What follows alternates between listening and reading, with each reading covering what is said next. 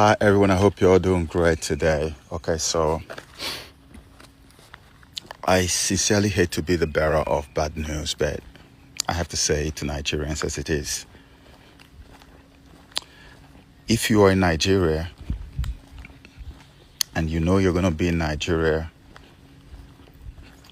during the 2027 elections, please make contingency plans. From everything that I have seen, and if you know me, you know I have a very strong background in research and I don't say things carelessly, right?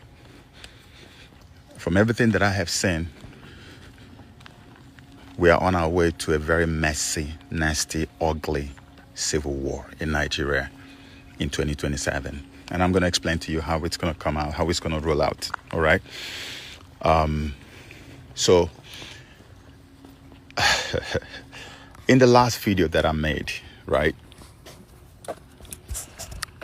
I made it clear that there is this thing that they're planning to do, especially with the Aburi Accord that came up, right?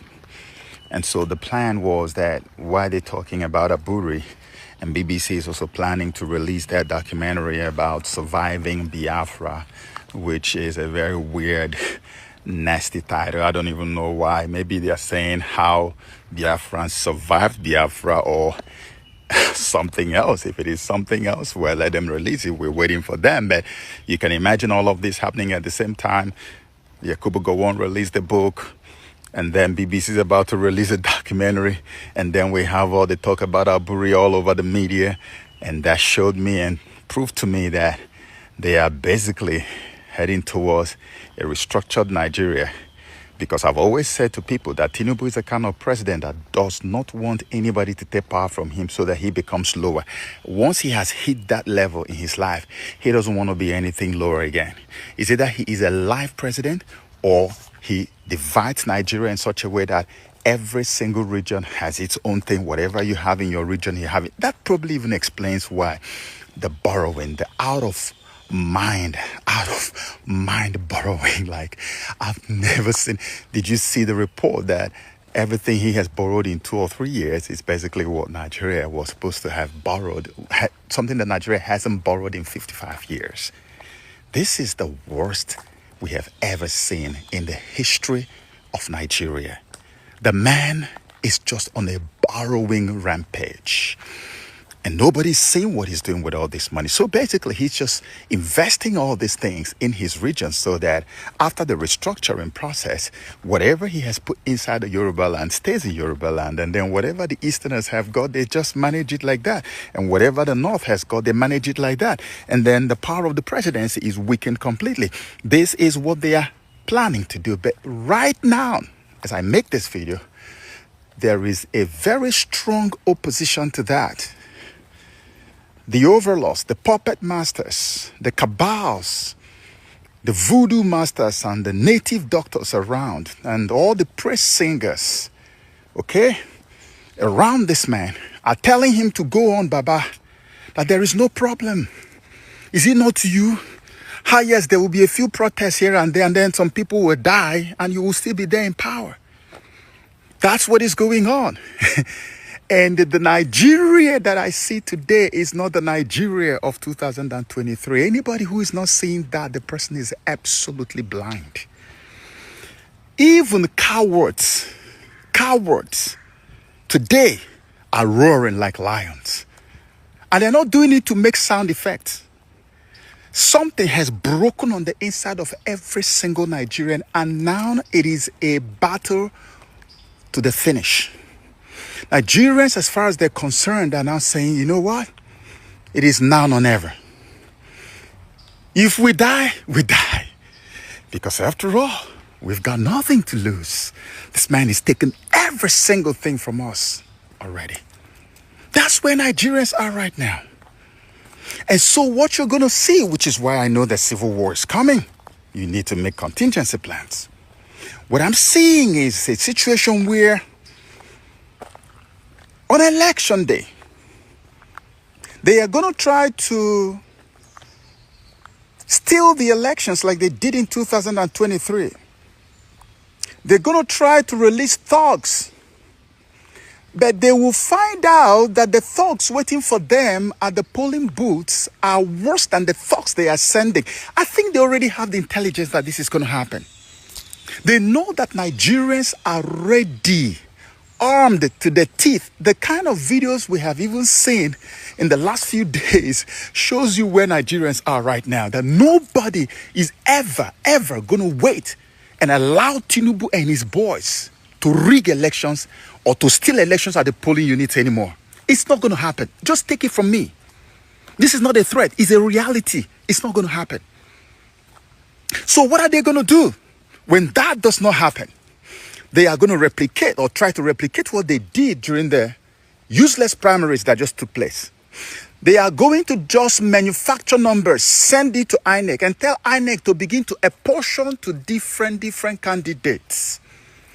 And remember, there are other candidates, Atiku, in ADC, okay? They are going to regard him as the main opposition candidate.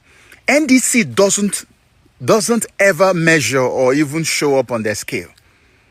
Because NDC is their arch enemy. Atiku is their brother. Is their boy. He's working for them. So they're going to say apportion 80 million to Bola Tinubu. Apportion like half of that, 40 to Atiku. Go to PRP, give them like 30 million. Look for another party, give them 20. Look for another one, give them like maybe 10 or 5. And then NDC, where P2B is, give those ones like 2 million or 2.5 million. Or if they want to pity them, they can just give them like 3 million. That's what is going to happen. And guess what's going to happen when that happens? There's going to be this spontaneous outbreak of violence. The kind of violence that will make Biafra war and Sudan look like a walk in the park. Like I'm walking in the park right now. The kind that will make Biafra war look like a child's play. It's going to be multidimensional. It's going to go in different directions. You won't even know how to track it. You won't know which direction this war is going. You know, there are some wars that when they break out, you can tell, okay, this is what I would do if I do this, if I get that person, and then we can stave it, and then this is going to end. But you're not going to know how to chase or track this because it's going to be multidimensional. Do you understand? It's going to be multidimensional on every angle. Now, what will happen is that when that war breaks, that's when you will realize that these people have really sold their souls to the devil. Many of them already have plans outside of Nigeria. They have homes outside of Nigeria. Their families have even moved. If they haven't moved 3 months to elections, they have all gone. That's when you will know they've already planned their escape. We are dealing with criminals. Criminals who have no love, no hope of ever doing anything good for Nigeria other than using Nigeria as a token to enrich themselves. Nigeria is a collateral for stealing from the whole world and leaving the unborn generation in debt. They have no heart, no soul, no conscience. Every ounce of conscience in them has been extracted when they sold their souls to the devil. That's why Tinubu is claiming to be a Yoruba man. He's from Yoruba land. Oyo State, 46 children with their teachers still in captivity. The teacher was beheaded, videoed, and shown to the whole world. The woman had a baby on her back and was pleading for help. No presidential broadcasts. No official presidential statement from either the president or any one of his aides. And they are all Yorubas. Can't you see? It's not even about the tribe now. It's about the master they serve. The devil that they serve does not know tribe or religion or tongue. That's why they want to start the war, to reduce population. They know that what they're about to do will start war, and they will start it. That's why I'm telling Nigerians, make contingency plans. By every indication, what I see is a very nasty, messy civil war. But whichever way it goes, God will give us victory, and at the end of the day, we will come out on top, and they will be the biggest losers. Prepare. The hour has come.